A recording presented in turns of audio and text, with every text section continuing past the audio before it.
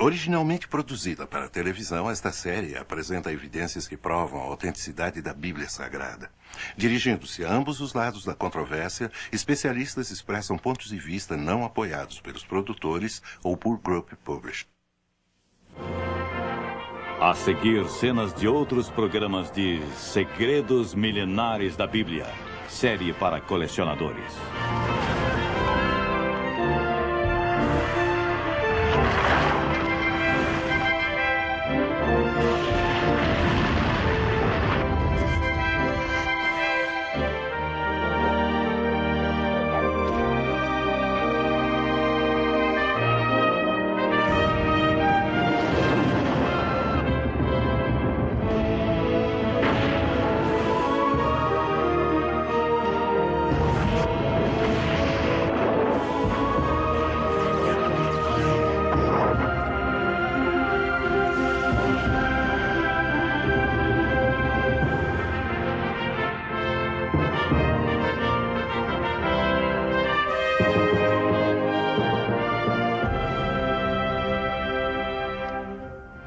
Viajaremos agora nas páginas do primeiro registro histórico contínuo da humanidade, o livro chamado A Bíblia Sagrada.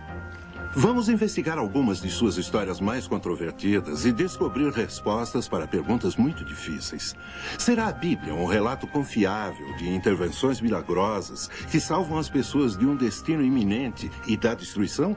Ou será meramente uma coleção de lendas e mitos, como afirmam alguns críticos modernos?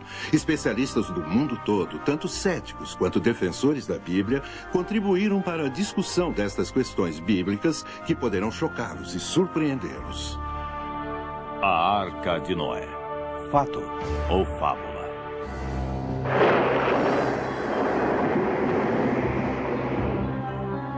O tio-avô de Mustafa nos levou para o alto dessa montanha e fomos contornando pedras, subindo e descendo penhascos. Era como uma trilha. Eu estava cansado e sem fôlego. Quando iríamos ver a arca? Então, de repente, olhei para baixo. E lá estava aquele barco enorme e assustador, pousado embaixo de nós, na neblina. É como se você visualizasse um sonho e lá estava. Em 1959, estávamos voando de jato sobre o Monte Ararat quando vimos o que dizem ser a Arca de Noé. Parecia ser uma barcaça, com as formas de um grande vagão. Parecia, sem dúvida, ter sido feito pelo homem. No topo de uma montanha na Turquia Oriental, escondido sob uma geleira, há um importante elo com o nosso passado distante. Relatórios dizem que é um barco de 5.000 anos com estábulos e jaulas a bordo. A partir de testemunhos oculares, você irá descobrir, pela primeira vez, a verdade por trás da antiga lenda da Arca de Noé. Você irá ver fotos aéreas e imagens de satélites jamais vistas que oferecem novas e surpreendentes provas sobre o mistério que reside no topo do Monte Ararat. Você irá ouvir relatos fascinantes de testemunhos oculares de pessoas que viram e fotografaram pessoalmente o antigo barco. Este programa nos dará informações excitantes que esclarecerão essas questões que têm intrigado os historiadores por milhares de anos. As antigas lendas poderiam ser verdade? Essa é a Arca de Noé? Vamos embarcar em uma jornada para encontrar as respostas para essas e muitas outras questões intrigantes. Existe alguma prova de que o maciço dilúvio universal realmente aconteceu como afirma a Bíblia? Que novos achados a moderna tecnologia de fotografias de satélite para laboratório oferece para a nossa busca da Arca? Como Noé construiu seu grande barco? E como foi para ele e sua família enfrentarem a maior catástrofe que o mundo já conheceu? Quem são essas pessoas que dizem ter visto a Arca de Noé? Que evidências fotográficas e outras provas elas têm para fundamentar suas declarações? Fiquem conosco para a descoberta em primeira mão da legendária Arca de Noé. Nossa busca pela Arca de Noé não pretende ser uma missão religiosa. Acima de tudo, essa é uma busca arqueológica para determinar se esse antigo mistério é verdade ou fábula. Enfim, nossa busca é para encontrar a própria Arca. O que significaria para todos nós, de fato, encontrar a Arca e solucionar esse grande mistério? A descoberta da Arca de Noé, na minha opinião, provaria de forma conclusiva a autenticidade do relato do Gênesis de um dilúvio universal. Se pudermos descobrir a Arca de Noé, isso fará com que as pessoas de todas as crenças reavaliem o que pensam sobre a morte, a eternidade e como vivem suas vidas no dia a dia. Como disse o antigo editor do National Geographic aqui em Washington, há muitos anos a descoberta da Arca de Noé será o maior achado arqueológico da história da humanidade e o maior evento desde a ressurreição de Cristo, e irá alterar todas as correntes de pensamento científico. A arca é provavelmente o artefato religioso mais conhecido e debatido do mundo. Pesquisadores e estudiosos da arca levantaram muitas questões sérias e controvertidas. Milhares de animais foram de fato levados a bordo de um barco imenso para sobreviverem a um dilúvio devastador? Poderia um barco, mesmo que imenso, abrigar todas as espécies de animais do mundo de hoje? Como poderiam 8 pessoas ter cuidado e alimentado todos aqueles animais no mar durante um ano inteiro? Porque recebemos relatórios de que algumas pessoas afirmam ter visto a arca no Monte Ararat. No entanto, dúzias de expedições bem financiadas subiram lá procurando por ela e voltaram de mãos vazias. Ou está lá em cima, ou não está. Os avistamentos relatados da arca no Monte Ararat, na Turquia, são ilusões de fanáticos religiosos? Nesse caso, como podemos explicar as antigas madeiras e artefatos encontrados no topo de uma montanha sem árvores? Durante muitos anos, pensamos que as respostas definitivas a essas questões estavam perdidas no tempo. Mas agora, a moderna tecnologia científica e as novas explorações arqueológicas estão começando a desvendar muitos dos segredos há muito esquecidos da história de Noé. Mas a nossa principal luta é para encontrar evidências genuínas e convincentes da existência da arca e, finalmente, encontrar a própria arca. Para fazer isso, seguiremos os passos dos caçadores da arca que foram antes de nós. Seguiremos pistas reunidas de suas antigas expedições à medida em que organizamos nossa própria busca para encontrar a lendária Arca de Noé. A existência da arca tem sido há muito tempo um tópico de grande controvérsia. É normal e compreensível sermos céticos quanto a relatos antigos. É por isso que a primeira descoberta moderna da evidência da existência da arca criou tamanho entusiasmo e provocou uma quantidade de investigações contemporâneas. Em meados de 1950, o Monte Ararat forneceu sua primeira pista física do século XX da existência da arca e sua localidade. Era o início de uma série de sucessos dos tempos atuais em quebrar os mistérios da arca. Um engenheiro de demolição francês chamado Fernand Navarre se interessou pela arca pela primeira vez enquanto fazia o serviço militar quando jovem. Navarre começou a primeira de uma série de expedições ao Monte Ararat em 1952. Me abandonaram no nível mais baixo da montanha. Então fiz o melhor que pude para prosseguir sozinho. Não consegui encontrar a arca exposta, mas vi uma maciça forma escura e congelada sob a geleira. Percebi que tinha que voltar para descobrir o que podia ser. Navarre, de fato, voltou em julho de 1955, acompanhado por seu jovem filho, Rafael. O que vemos aqui são imagens originais filmadas por Fernand Navarre e seu filho durante sua expedição.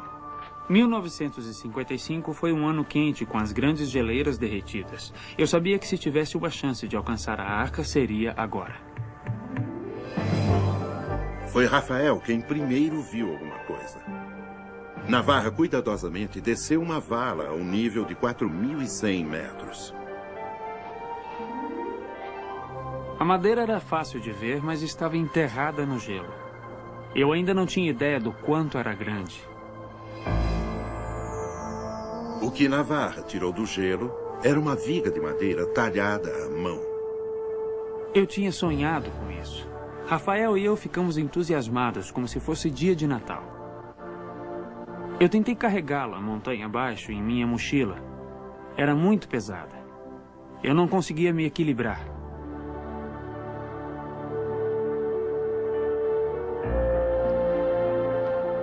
Nos sentimos mal de ter que cortar a madeira, mas mais tarde eu teria que cortá-la novamente para mandar amostras para serem testadas.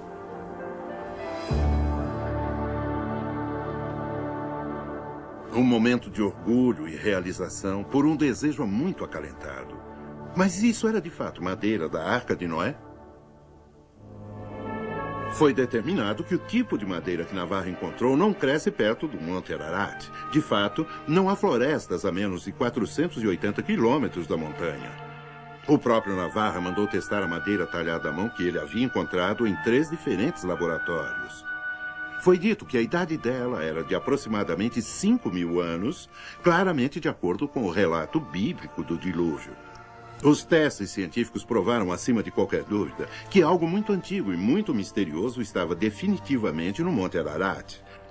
A excitante descoberta de Fernand Navarra havia aberto a porta para uma nova geração de caçadores da Arca.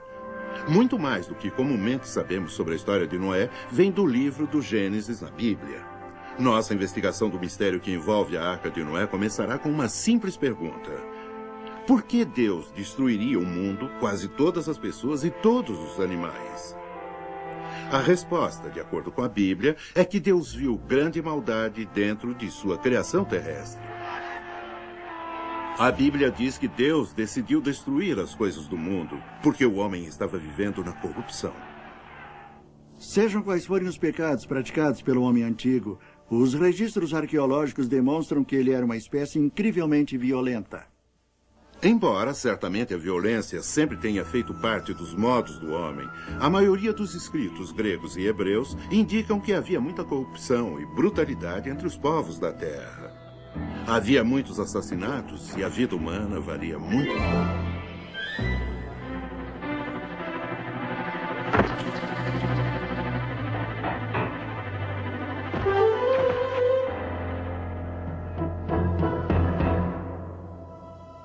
Mas Deus viu que um homem e sua família eram honrados, o homem chamado Noé. A Bíblia nos conta que Deus falou diretamente com Noé, dizendo: "Porém um fim a todas as pessoas, pois a terra está cheia de violência. Veja, eu os destruirei com a terra."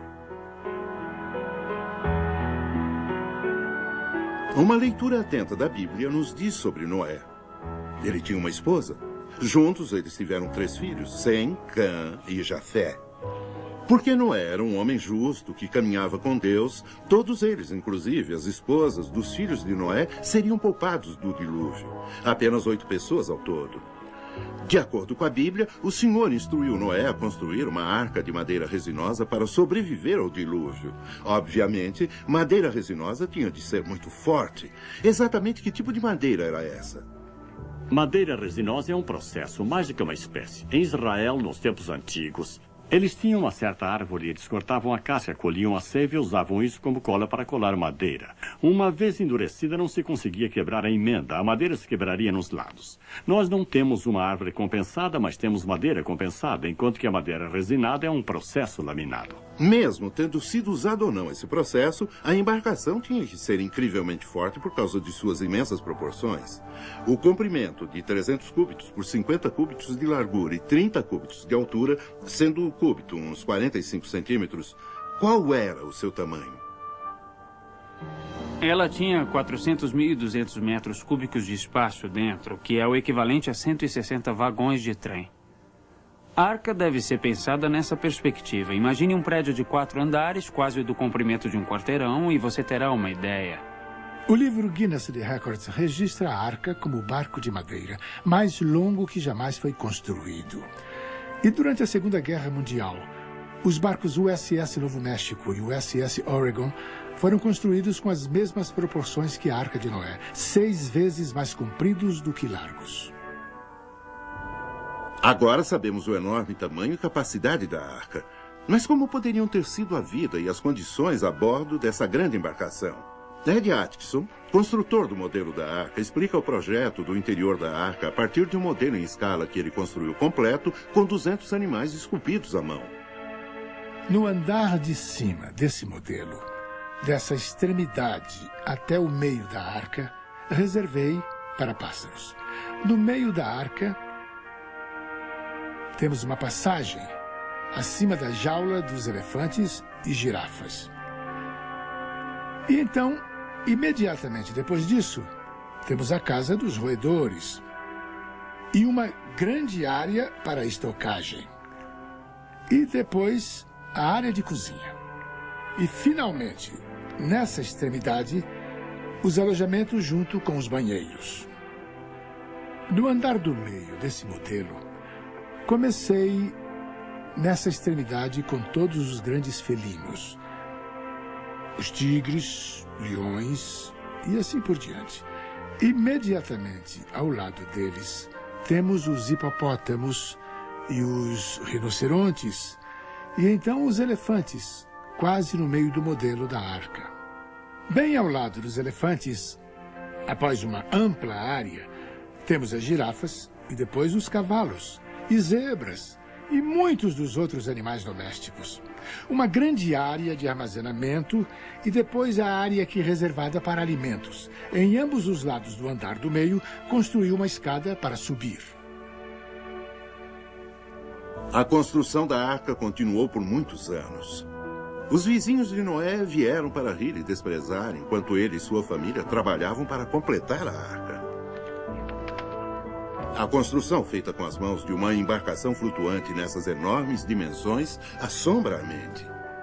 Como foi possível para Noé construir a arca em tão grande escala como registrado na Bíblia, sem o uso de tecnologia moderna?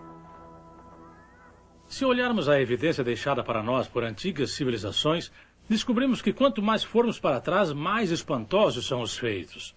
Os antigos minuanos eram altamente avançados. Algumas das reconstruções de seus templos que foram destruídos catastroficamente revelam que tinham enormes habilidades, perícia arquitetônica e projetos artísticos. Vemos seus mosaicos, ventilação natural e ar-condicionado. Podemos ir ao Egito e ver seus artefatos, alguns dos quais são galvanizados. Tais artefatos têm sido encontrados por todo o mundo antigo. Os antigos também eram capazes de fazer baterias e gerar eletricidade. Os antigos maias eram capazes de calcular o ano solar com a precisão de 365 dias, décimos de 2420, em 0,2 de milésimos de dia. Podemos ver essa mulher enterrada há mais de 2.100 anos na China. Hoje, seu corpo está perfeitamente preservado, a ponto de ser examinado por um técnico de raio-x. O corpo foi enterrado na base de um morro e, quando foi escavado, encontraram um sistema muito complexo de caixões. Encontraram dentro do sarcófago muitas coisas interessantes, como um compacto contendo rouge, batom, pó, pincel, luvas de seda, um lenço de seda, até objetos de laca e instrumentos musicais. Exatamente o que a Bíblia afirma que as pessoas do passado eram capazes de fazer. Dessa informação, podemos facilmente tirar a conclusão de que, de fato, o homem antigo tinha uma tecnologia suficientemente desenvolvida para construir uma embarcação do tamanho da Arca de Noé. Mas sabemos a localização geográfica onde a arca foi construída? A arca foi construída em uma cidade pré-diluviana, ou melhor, perto de uma cidade pré-diluviana chamada Shuruppak. Ela é assim identificada no Épico de Gilgamesh, que é uma história cuneiforme sobre o dilúvio encontrada na Assíria. Shuruppak, mantendo o mesmo nome, se tornou uma cidade pós-diluviana. Fica no sul do Iraque. Também sabemos onde a arca pousou, na Turquia Oriental. Sabemos a distância que a arca percorreu, mais de 4.200 quilômetros. Completado o grande barco, Deus comandou Noé a trazer para a arca 2 de cada criatura viva, macho e fêmea. A reunião dos animais não teria sido uma tarefa virtualmente impossível? Uma façanha além de qualquer probabilidade? A Bíblia diz que os animais deveriam ir para a arca. Nesse caso, nos perguntamos como os animais sabiam chegar até essa localidade. Nós achamos que instintivamente eles sentiram, a partir do que se passava à sua volta, que esse desastre iminente estava para acontecer. Como resultado, eles foram levados ou direcionados a procurar um lugar de segurança. Assim, os animais foram para a arca. Muitas vezes vimos que existem desastres de larga escala, como furacões, terremotos ou até mesmo grandes tempestades, que fazem com que os animais respondam dessa forma.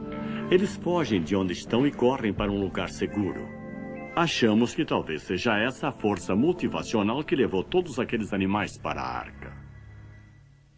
Apesar do enorme tamanho da embarcação flutuante de Noé, surgem muitas perguntas sérias que claramente desafiam a credibilidade de toda a história da arca. Eu pergunto, como poderia um casal de cada animal vivo ser trazido a bordo de qualquer barco? Só a quantidade e peso lotaria uma frota de arcas. Não creio que possamos aceitar a história da arca. De fato, o registro bíblico não diz que todas as espécies de animais do mundo estavam na arca. Muitas variedades estavam no mar, baleias e criaturas marinhas de vários tipos, e a maioria das variedades de insetos do mundo também não estava incluída. A partir de estudos que eu e outros fizemos, estimamos que de 2.000 a 2.500 tipos diferentes de animais poderiam ter sido levados a bordo da Arca de Noé. Hoje, cada família de criaturas na Terra possui um único par de ancestrais. Por exemplo, mesmo havendo mais de 300 variedades de cães atualmente no mundo, devido à criação seletiva, elas têm um único ancestral. Considerando o número de tipos de animais colocados a bordo da arca, teria tido amplo espaço para carregar os ancestrais de todas as espécies que conhecemos hoje, com lugar sobrando para a família de Noé, comida e suprimentos. A longa tarefa de reunir os animais da arca estava para terminar. Entrem na arca, tu e toda a tua família, Deus disse a Noé, porque és o único justo que vejo nesta geração. Aqueles que testemunharam o espetáculo o consideram pura loucura. A promessa de Deus ecoou para Noé. Em 7 dias, ele enviaria chuvas do céu e varreria da face da terra todas as criaturas vivas que ele havia criado.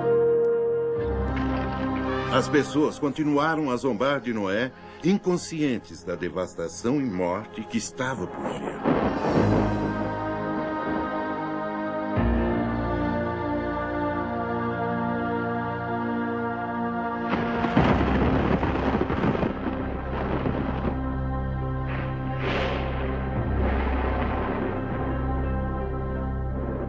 Isso pode ser o início.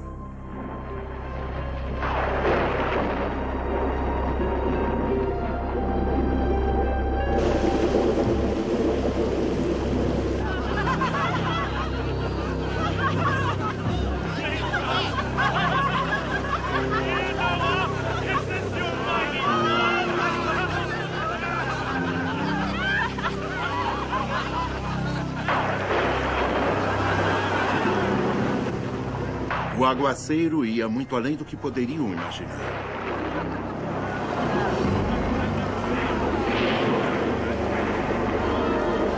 Seu desprezo foi esquecido e suas preocupações se transformaram em medo.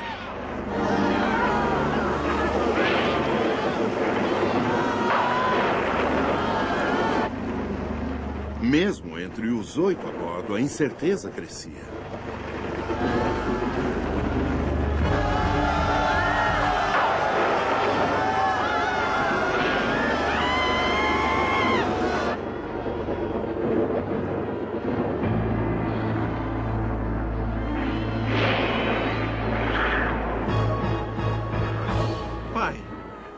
Não podemos deixá-los morrer.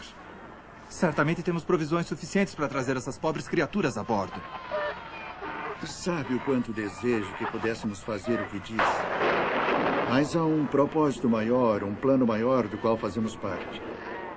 Não está em nossas mãos mudar isto.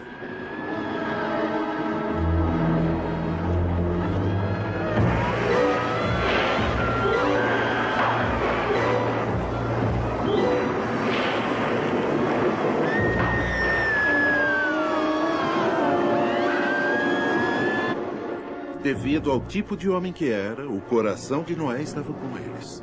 Mas ele sabia que não tinha escolha fora seguir as ordens de Deus.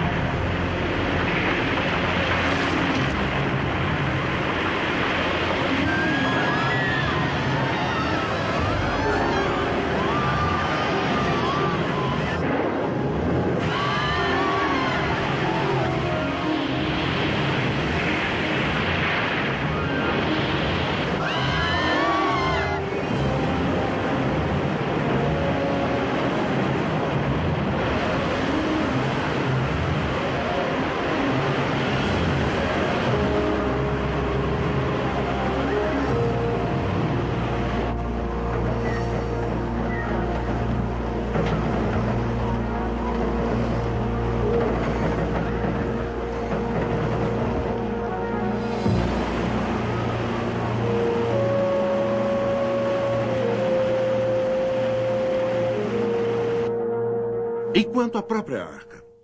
Como ela foi projetada para se comportar durante o dilúvio? Ela seria capaz de cumprir sua missão de salvar vidas? Poderia uma embarcação construída com as especificações da arca suportar uma tormenta de 40 dias e sobreviver a um mar violento e tempestuoso por meses a fio? A arca seria segura e estável na água?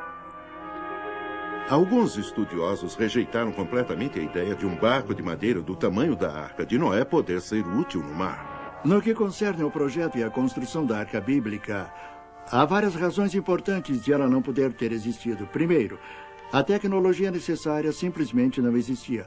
Segundo, qualquer barco moderno hoje em dia teria afundado sob condições de tempo bem melhores do que o dilúvio bíblico. É altamente improvável a Arca de Madeira de Noé ter sobrevivido além de algumas horas sob tais condições. Para melhor examinarmos esse assunto, levamos o modelo da arca a um laboratório da Marinha para ver como se comportaria em ondas e outras pressões hidráulicas quando submetida a ondas irregulares, geralmente encontradas no oceano. A arca foi considerada não apenas adequada, mas excepcionalmente estável. Então, o tanque teste reproduziu ondas de maré equivalentes a 60 metros. Novamente, a arca não só foi eficiente, como extraordinariamente estável. Veja bem.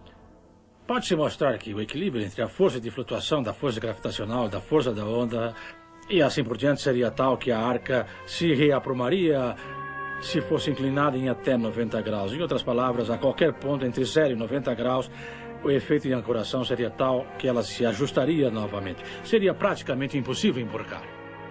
A arca parece de fato ter sido uma embarcação altamente confiável no mar. É ainda mais notável devido a um simples fato. Nenhum barco maior foi construído na Terra por mais de 4.000 anos. Examinamos o que a Bíblia nos diz sobre a construção da Arca de Noé. Estabelecemos que a tecnologia existia há 5.000 anos para construir um barco que pudesse transportar 2 de cada espécie animal terrestre e que tal embarcação poderia ter sobrevivido às ondas gigantescas de um dilúvio universal. Nós ouvimos as vozes de testemunhas oculares que afirmam ter visto a arca do ar e da terra. A madeira trazida de mais de 4.000 metros do ar e do Monte Ararat foi determinada por cientistas como sendo de 5.000 anos atrás. Todas essas evidências apoiam o relato bíblico e parecem confirmar que Noé, de fato, construiu uma arca na qual ele, sua família e um casal de cada animal da terra sobreviveram a um dilúvio catastrófico. Mas essa história é muito mais do que a questão se Noé existiu ou não. É a história de um homem de fé que seguiu as palavras de Deus e, como resultado, desempenhou uma tarefa gigantesca perante uma inacreditável adversidade. Noé sobreviveu a anos de trabalho árduo e ao ridículo para ser fiel ao que Deus lhe havia dito para fazer. Hoje, nós às vezes enfrentamos o ridículo e as dificuldades quando tentamos fielmente seguir a Deus.